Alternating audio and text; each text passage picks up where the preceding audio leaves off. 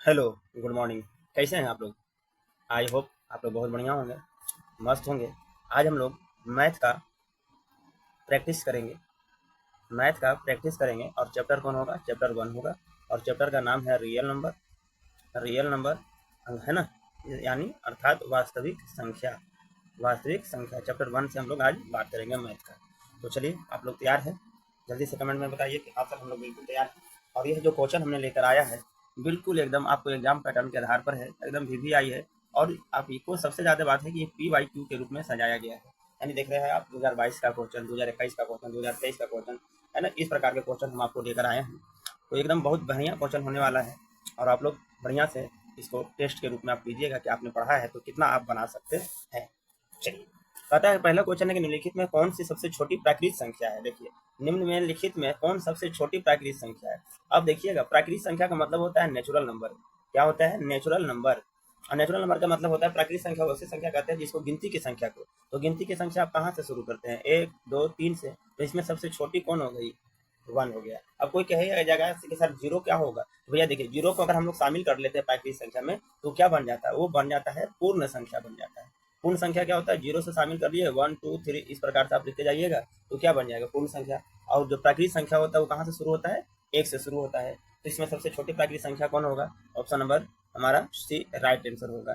ठीक है, चलिए देख लीजिए, उत्तर देख लीजिए। ऑप्शन नंबर सी वन इसका राइट आंसर होगा। क्वेश्चन नंबर 2 कहता है कि रूट 12 का परिमेयीकरण गुणांक क्या है? परिमेयीकरण गुणांक, ये बहुत बढ़िया है ना। परिमेयीकरण गुणांक, परिमेयीकरण का मतलब क्या होगा? तो देखिए, अगर रूट 12 दिया हुआ है तो 12 को हम लोग क्या लिख सकते हैं? 4 गुने 3 लिखेंगे। अब आपको पता है कि 12 का वर्गमूल क्या हो जाएगा? 2। और इसका 3 का तो वर्गमूल नहीं लेगा तो रूट 3 के रूप में। इसमें परिमेयीकरण का गुणांक कौन हो गया? ऑप्शन में देखिए क्या, 2√3 नहीं, 2√3 करो तो रूट 12 के बराबर है। लेकिन गुणांक पूछ रहा है। अब किसका गुणांक पूरा? परिमेयीकरण का। इसका गुणांक क्या है? √3 के रूप में। तो ऑप्शन नंबर क्या हो जाना चाहिए? ऑप्शन नंबर ए इसका राइट आंसर होगा। चलिए देख लीजिए, आंसर दिखा देते हैं आपको। देखिए, option number A √3। Question number 3 देखिए, क्वेश्चन नंबर 3 कह रहा है कि 45 तथा 60 का मस्सा ज्ञात करें। देखिए, 45 तथा 60 का मस्सा ज्ञात करें। जैसा हमने बोला कि बहुत प्रीवियस ईयर है, पीवाईक्यू है, 2021 का, 2022 का, 2023 का क्वेश्चन आपको लेटेस्ट क्वेश्चन मिलेगा। ऐसा नहीं कि 1990 92 का मिलेगा, नहीं सर, एकदम पीवाईक्यू है, लेटेस्ट है। आप इसको ट्राई कर सकते हैं, टेस्ट के रूप में आप ले सकते हैं कि आपने कितना पढ़ा है। वीडियो को पॉज करिएगा, कुछ सेकंड लीजिएगा और देखिएगा कि हाँ इसका हम बना सकते हैं या नहीं बना सकते, और कमेंट में फटाफट जवाब दीजिए। चलिएगा, कहता है कि 45 तथा 60 का मस्सा है। 45 तथा 60 का मस्सा है। मस्सा का मतलब कि जो सबसे संख्या, वैसी संख्या जो दिए गई संख्या को सबसे ज्यादा काट सकता है, यानी वह बड़ी से बड़ी संख्या जो दिए गई संख्या को काट सकता है। तो देखिए ऑप्शन 3। देखिए, अगर 3 से तो 45 और 60 कट रहा है ना। तो क्या 3 से कट रहा है? तो 3 से बड़ा कौन है? देखिए, 3 से बड़ा है हमारा 15 और इससे बड़ा है 45। देखिए, 45 से 45 कटेगा लेकिन 60 नहीं कटेगा, तो ऑप्शन खत्म। 3 को हम इसलिए नहीं ले सकते क्योंकि 3 से हमको 15 भी है। तो 3 से देखिए तो 15, तो 15 से क्या 45 कट रहा है, 60 कट रहा है जी। 15 से 45, 15 चौका 60, तो हम एचसीएफ इसको क्या मान के चलेंगे? Option number D. आपको कहेगा कि सर वन से, अरे भैया वन से तो हर संख्या कटती है, वन से तो कोई भी संख्या कट जाती है, तो एचसीएफ तो होती नहीं है किसी का, है ना। तो यहाँ पर इसका राइट आंसर क्या होगा? Option number D. देख लीजिए आंसर आप, 15। ठीक है, क्वेश्चन नंबर 4। जो भी मेरे प्यारे बच्चे नए आप जुड़े हुए हैं इस चैनल पर, तो कृपया करके वीडियो को सब्सक्राइब जरूर कर लीजिए। कमेंट पर आप अपना प्रेजेंटेशन दिखा दीजिए, लाइक कर दीजिए, है ना। और क्योंकि बहुत सारे बच्चे हमारे ऐसे हैं जो नए तो जुड़ते हैं, दिखते हैं, अच्छा लगता है कि आप नए हैं, जुड़ते हैं, है ना। लेकिन थोड़ा सा विश्वास बना के रखिए ताकि हम भी मेहनत कर रहे हैं तो थोड़ा सा सब्सक्राइबर को क्या करवाना है, गेन करवाना है। ठीक है, देखिए क्वेश्चन पूछ रहा है कि क्वेश्चन नंबर 4 है, कहता है कि एक अशून्य प्रमेय संख्या, एक अशून्य प्रमेय और अपरमेय संख्याओं का गुणनफल होगा। एक अशून्य प्रमेय, अशून्य का मतलब शून्य नहीं होना चाहिए, और प्रमेय है, और एक अपरिमेय का गुणनफल क्या होगा? जैसे अगर मान के चलिए कि 2 ले लिया जाए तो 2 क्या हो गया? परिमेय हो गया। लेकिन अगर हम इसी की बात कर रहे हैं √2, ये हमारा क्या हो गया? अपरिमेय हो गया। इन दोनों का गुणनफल क्या मिलेगा? तो हमेशा गुणनफल क्या मिलेगा? एक अपरिमेय संख्या मिलेगा, हमेशा एक अपरिमेय मिलेगा, याद रखिएगा। और इसका राइट आंसर क्या होगा? Option number B. चलिए, क्वेश्चन नंबर 5 कहता है कि यूक्लिड विभाजन एल्गोरिदम दो धनात्मक पूर्णांकों के निम्न में से किसे परिकलित करने का तरीका है? बहुत बढ़िया प्रश्न। यानी यूक्लिड विभाजन एल्गोरिदम को जो हम लोग इस्तेमाल करते हैं, और वो क्या कहता है? ए बराबर बी क्यू प्लस आर। अगर ये आपको नहीं समझ में आ रहा है, जहाँ आर क्या होता है तो 0 से बड़ा या 0 से बराबर, है ना, लेकिन क्यू से छोटा होता है। यानी भागफल बराबर, आप पढ़े होंगे, भाज्य बराबर भाज्य बराबर भागफल गुने भाज्य बराबर भाजक गुने भागफल जोड़ शेषफल। तो ये जो होता है किसके लिए प्राप्त करने का तरीका, क्या इसे निकाल लेते हैं, लसा निकाल लेते हैं, मसा निकाल लेते हैं, कि भागफल निकाल लेते हैं, कि शेषफल निकाल लेते हैं, जल्दी से कमेंट करके बताइए क्या निकाल लेते हैं। तो आंसर आप देख लीजिए, इसका हम लोग मसा निकाल लेते हैं। क्या निकालते हैं, मसा निकालते हैं। जी हाँ सर। कहता है कि यदि p एक धनात्मक पूर्णांक है तो धनात्मक सम पूर्णांक का रूप होगा। p एक धनात्मक पूर्णांक है तो सम पूर्णांक क्या होगा, देखिए धनात्मक पूर्णांक है तो क्या 2p होगा, बिल्कुल, या 2p + 1 होगा, या p + 1 होगा, या p होगा। देखिए आपको हम एग्जांपल देकर समझाने का प्रयास करते हैं। p कोई धनात्मक पूर्णांक है। धनात्मक पूर्णांक का मतलब क्या, नेगेटिव ले लीजिए, पॉजिटिव ले लीजिए, उससे कोई दिक्कत नहीं है ना। धनात्मक पूर्णांक ले लीजिए, पूर्णांक मतलब नेगेटिव ले लीजिए, पॉजिटिव, लेकिन हमको उसमें लेना है किसको है, पॉजिटिव वाला को। तो कहता है कि धनात्मक सम पूर्णांक का रूप होगा। तो जैसे मान के चलिए कि 2 ले लिए, 2 हमारा पूर्णांक है, जी सर, धनात्मक है, जी सर। अगर इसमें आप देखिए हम ऑप्शन नंबर 20 से पकड़ रहे हैं, अगर इसमें +1 जोड़िएगा तो कितना होगा, 3। तो क्या पूर्णांक आया, पूर्णांक तो आया, लेकिन क्या सम पूर्णांक है, आप कहेंगे कि नहीं सर। कोई कहेगा कि नहीं सर 3 ले लीजिए ना, 3 में 1 ले लीजिए, तो 3 में 1 आप ले लिया तो 4 तो आ गया थी, तो देखिए सर सम पूर्णांक है। अरे भाई 3 लिए हैं तो 4 हुआ है, 2 लिए हैं तो 3 हो गया है, अभी 4 को ले लेगा तो 4 + 1 करेगा तो 5 हो जाएगा, यानी एक बार सम आएगा तो एक बार भी सम आएगा। इसका मतलब हमको ऐसा नहीं चाहिए, हमको हमेशा सम चाहिए। क्या चाहिए, हमेशा सम चाहिए। तो ये कैंसिल हो गया। चलिए सर ठीक है, अच्छी बात है। अब देखिए, अब अगर हम लोग मान के चलिए कि हम लोग क्या ले लेते हैं, ऑप्शन नंबर सी ले लेते हैं कि p मतलब वही धनात्मक पूर्णांक। अगर तो कोई लेता है कि 2 ले लिया, कोई 3 ले लिया, कोई 4 ले लिया, तो वही शब्द करेगा। नहीं सर, ये भी नहीं होने जा रहा है।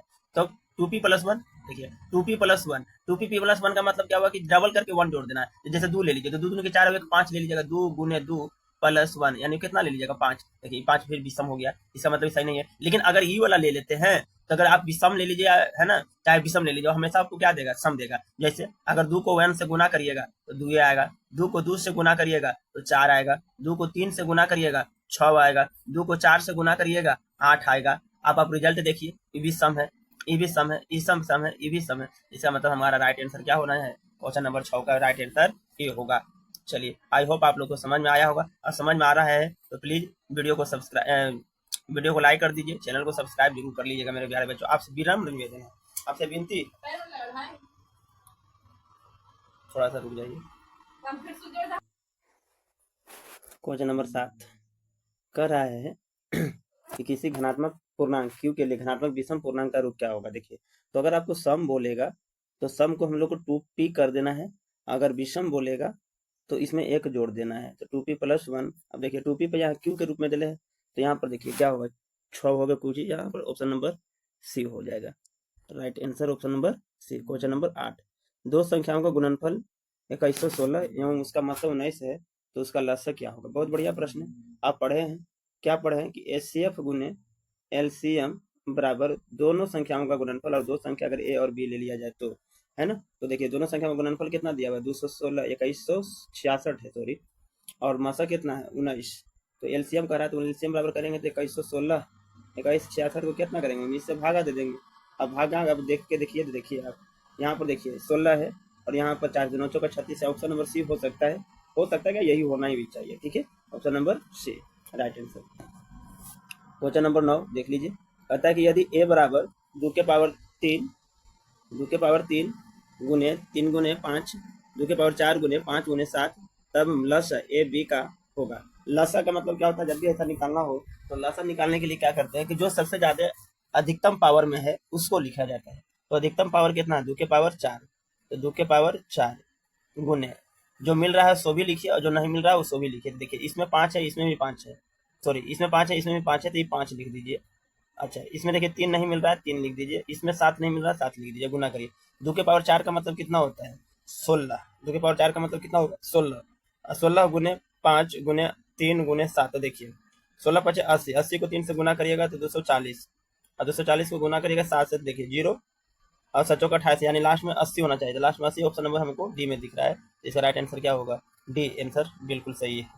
क्वेश्चन नंबर 10, क्वेश्चन नंबर 10 कहता है कि m एक धनात्मक पूर्णांक है तो धनात्मक विषम पूर्णांक रूप का होगा। देखिए अभी तुरंत बताया कि +1 जोड़ देना है, क्या जोड़ देना है, +1 जोड़ देना है, तो ऑप्शन नंबर सी। अब कहिएगा कि सर आंसर भी नहीं दिखा रहे, देख लीजिए ऑप्शन नंबर सी, और m+1 के रूप में होगा।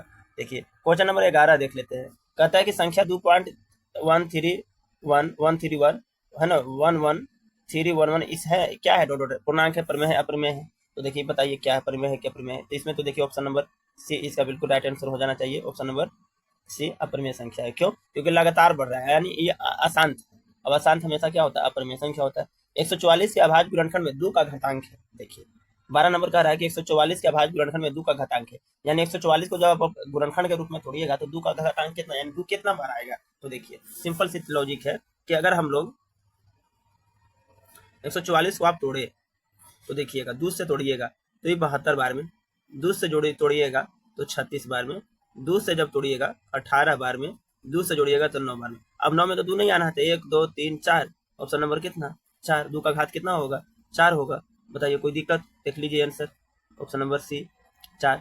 13 ए और बी अभाज्य संख्याएं हैं तो ए और बी का लसाअ होगा। बहुत बढ़िया प्रश्न है, ए और बी का लसाअ होगा। अगर ये मसा बोल देता गलती से अगर मसा बोलता तो इसका तो आंसर 1 हो जाता। याद रखिए किसी भी अभाज्य संख्याओं का मसा जो होगा वो हमेशा क्या होगा? 1 होगा। जैसे एक एग्जाम्पल बता रहे हैं, अभाज्य संख्या कौन होता है? बताइए, कोई बताइएगा। अभाज्य संख्या वह संख्या होता है जो केवल एक और अपने आप से कटे। तो जैसे सर 2, आप कहेंगे सर 1 को शामिल नहीं करते हैं, नहीं करते हैं। 1 और 2 और 3, 2 3, 4 को नहीं लीजिएगा, 5 को नहीं लीजिएगा, सॉरी 5 को नहीं लीजिएगा, 4 को नहीं, 6 को नहीं लीजिएगा, 7 को लेंगे, इस प्रकार से बढ़ता जाएगा। तो देखिए 2 और 3 को आप ले लीजिए, तो 2 और 3 का एलसीएम निकालना चाहें आप तो क्या होगा? 6 होगा। कोई कहेगा कि नहीं सर हम 3 और 5 को लेना चाहेंगे तो इसका एलसीएम क्या होगा? उससे कटेगा नहीं तो गुना करिएगा तो 5 से 15 होगा। कोई कहेगा नहीं 5 और 7 ले लेंगे तो 15, 7 को 5 से गुना करना पड़ेगा 35। यानी कोई भी दो संख्या है तो उसको गुना करने के बाद ही हमको क्या प्राप्त होगा? लसाअ। अगर मसा बोलता है तो आपको सीधा क्या करना होता? 1 पर टिक लगाना होता। बोलिए हाँ या ना, है ना? ऑप्शन नंबर क्या है? Option number C right answer है। क्वेश्चन नंबर 14, दो परिमेय संख्याओं के बीच अधिकतम कितनी परिमेय संख्या हो सकती है? देखिए कितना बार प्रश्न पूछा गया है, कितना बार प्रश्न पूछा गया है, देख लीजिए आप। 2013 में पूछा गया, 15 में पूछा गया और 2021 में पूछा गया है। देखिए दो परिमेय संख्याओं के बीच अधिकतम कितनी परिमेय संख्या हो सकती है? तो भैया अनंत हो सकती है। दो परिमेय संख्याओं के बीच, दो संख्याओं के बीच कुछ भी बोल दे उसका आंसर क्या होगा? अनंत होगा, है ना? Option number D. चलिए लास्ट क्वेश्चन आज का लिए होगा 15 क्वेश्चन। क्वेश्चन नंबर 15 कहता है कि निम्नलिखित में कौन अभाज्य संख्या है? देखिए अभाज्य संख्या अभी हमने समझाया कि वह संख्या होती है जो केवल एक और अपने आप से, स्वयं से, खुद से कटती है। अब देखिए क्या 15 केवल 15 और 1 से कटता है? नहीं सर, ये तो तीनों से कटेगा, ये तो 500 से कटेगा, 15 से कटेगा तो ये नहीं होगा। 23 को देख लीजिए, जी हाँ सर 23 केवल एक और अपने आप यानी 23 से कटेगा, तो right answer option number B. 12 नहीं होगा, 12 का 2 होगा, 3 होगा, 4 होगा, 6 होगा, है ना? 75 को भी वही चीज होगा, है ना? तो इसका राइट आंसर क्या होगा? राइट इसका आंसर ऑप्शन नंबर बी होगा। ठीक है, ऐसे भी बहुत सारे क्वेश्चन है, लेकिन आज के लिए हम इतना ही छोड़ते हैं। जो भी बच्चे 15 क्वेश्चन अगर आपने बनाए हैं, हमने दिया, अगर 15 में से अगर 10 प्लस अगर आप सही कर लेते हैं तो आप समझ जाइए कि आपकी तैयारी बिल्कुल अच्छी चल रही है। अब अगर 10 से अगर कम है तो इसका मतलब है कि आपको तैयारी में और मेहनत करने की आवश्यकता है, और मेहनत करने की आवश्यकता है। और याद रखिएगा बहुत बार किसी ने बहुत खूब कहा है ना, कि जो पानी से नहाएगा वह केवल लिबास बदलेगा, और जो पसीने से नहाएगा वह इतिहास बदलेगा। तो मेरे भाई आपको मेहनत करना है, आपको अभी मेहनत करना है। अभी जो समय है आपका मेहनत के लिए बनाया गया है, तो अभी आप मेहनत करिए, और मेहनत इस कदर करिए कि आपको देखकर लोग कहे कि हाँ क्या मेहनत किया है लड़का, क्या मेहनत करता है। ठीक है, तो आज के लिए हम इतना ही छोड़ रहे हैं, फिर हम मिलते हैं एक नेक्स्ट वीडियो में। तब तक के लिए थैंक यू, धन्यवाद।